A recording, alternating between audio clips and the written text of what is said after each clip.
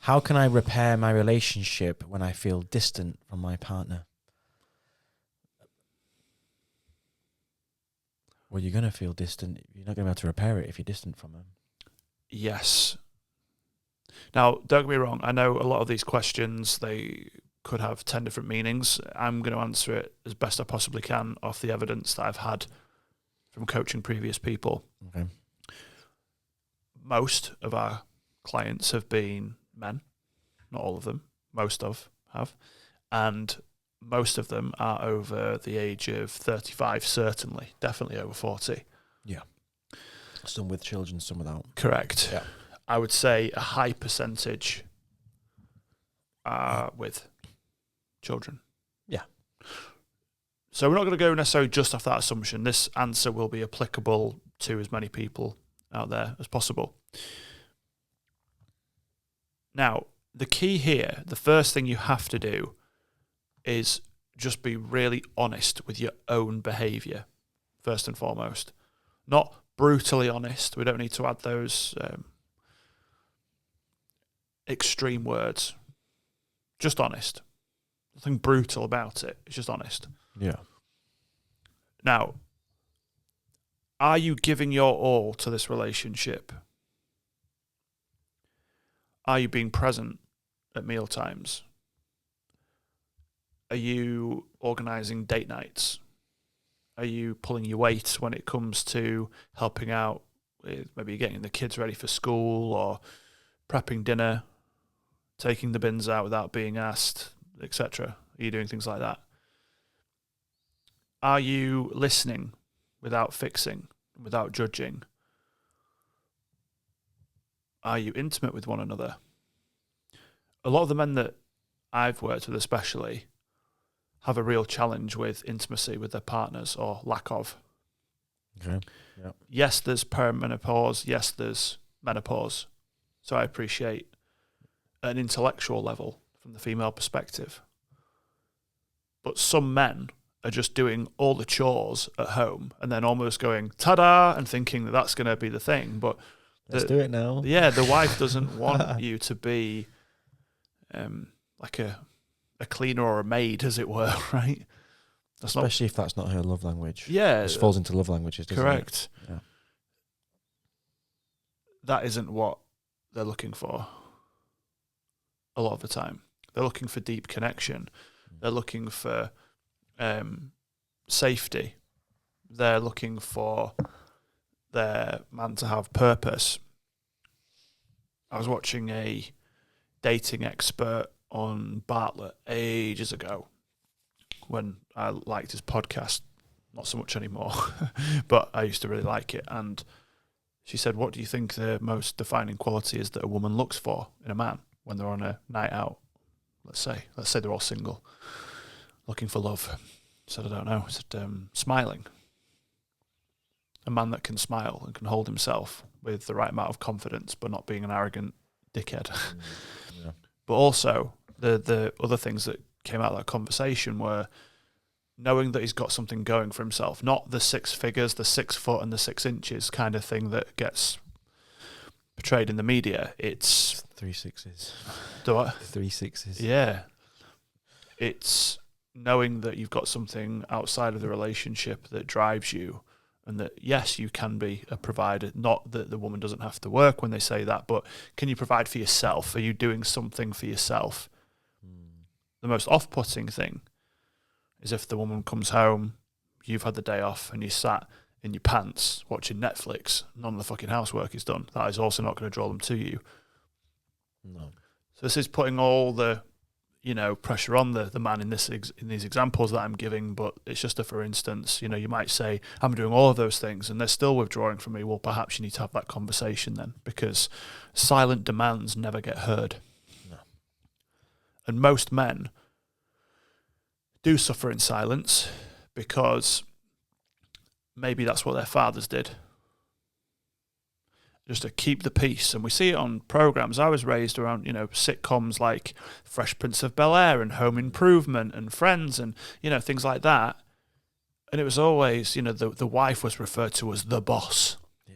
wait till the boss gets home. She wears the trousers. Yeah, and stuff like that. Like, both wearing trousers. and equally, that's really destructive towards women because they're portraying the women as these horrible, like, ball-busting broads kind of thing, when in reality it's just a very outdated way of looking at things, as far as I'm concerned. Yeah.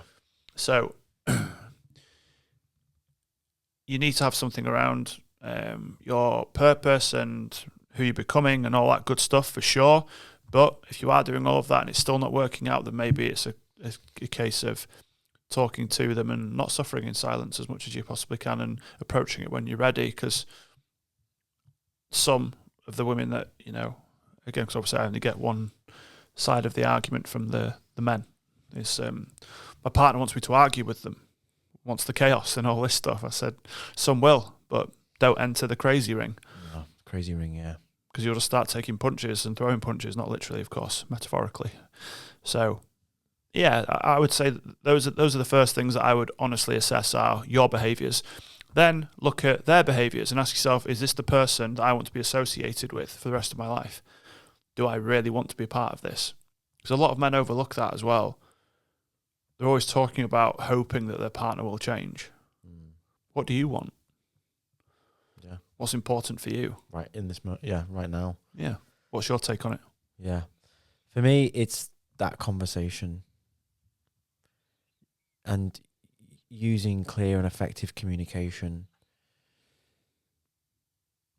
and try not to fix, don't judge, try not to fix anything, just have a conversation, and where possible remain in that adult state, which can be very challenging to do, depending on, like the example you gave, you know, if they want to argue and things like that and throw punches, and to stay in adult state is quite challenging. Obviously you want to protect your inner peace and everything else, and protect everything, and, you know, don't want to be spoken to like that and everything else. But I think as well, before you go in and have the conversation, what's the objective?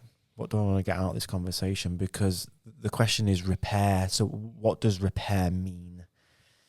Sounds like it's broken. It's broken, yeah. But so what's broken? Is it the intimacy? Is it because we don't communicate? Is it because since we've had children, we're like passing ships in the night?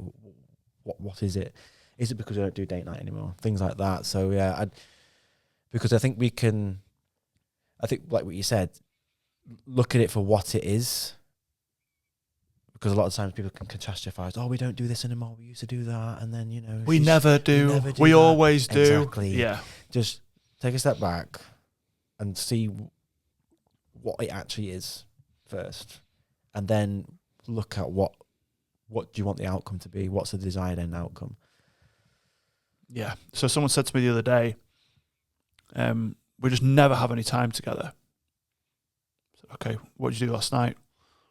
We're both just watching Netflix, scrolling on our phone. I said, so you do have time together? He's like, yeah, but you know what I mean. I do know what you mean, but you're wrong. You have time together, but you're not having quality time together. You're choosing to not utilize that time that you do have together effectively. A lot of relationships have side-by-side connection. They're watching TV. They might do it for hours. They might have 20 minutes max, maybe 30 if you're lucky, at dinner, face-to-face connection. But I know quite a few people that will sit on their sofa and eat the dinner. So it's still side by side. You're losing this. Yeah. You're not looking into your partner's eyes. You're not having that full, you know, presence when you are at the dinner table. And again, I know that, again, there might be young children involved and it's noisy and chaotic, but if you're still there fucking about on your phone or doing work emails at the dinner table and you're wondering why you're not having sex with your partner, fuck me. Yeah, there we go. That's it. You're touching your phone more than you're touching your partner. Yeah. Yeah.